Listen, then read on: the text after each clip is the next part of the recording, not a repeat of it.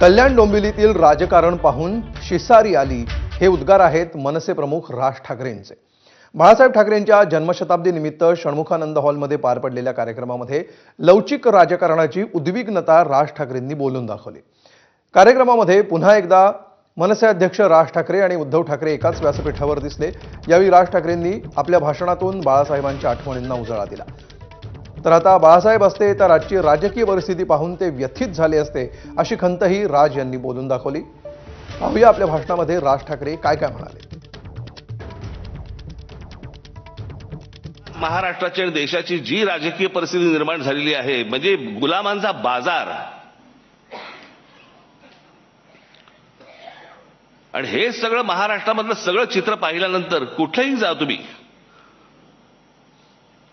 हे सगळं चित्र पाहिल्यानंतर आज मला असं वाटतंय बाळासाहेब नाही येत ते बरं आहे।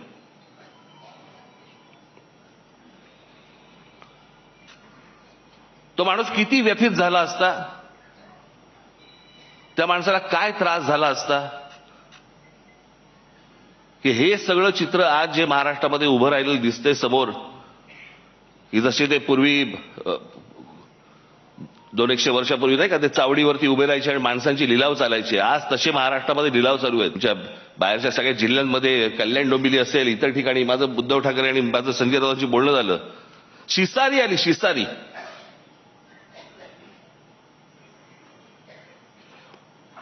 ज्याला व्यथित व्हायला म्हणतो ना आपण, की काय चालू आहे, कुठे नेतोय आपण। मी ज्यावेळेला बाहेर पडलो त्याच्या वेदना वेगळ्या होत्या।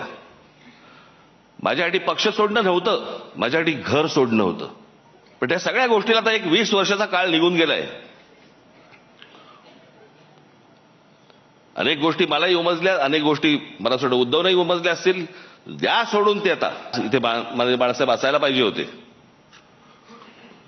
पण आज महाराष्ट्राची आणि देशाची जी राजकीय परिस्थिती निर्माण झालेली आहे, म्हणजे गुलामांचा बाजार,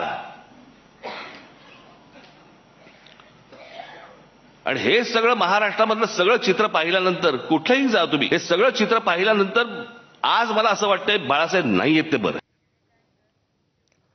तर याच कार्यक्रमात उद्धव ठाकरे काय म्हणाले बघूया। ते झाड म्हणते